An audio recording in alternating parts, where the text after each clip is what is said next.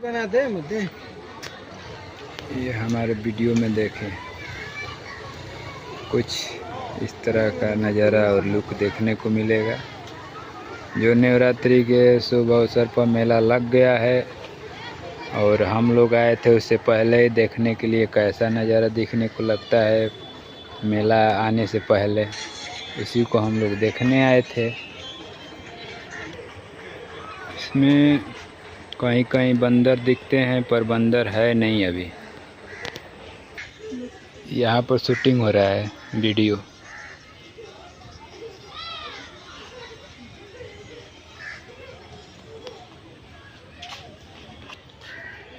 ये देखो,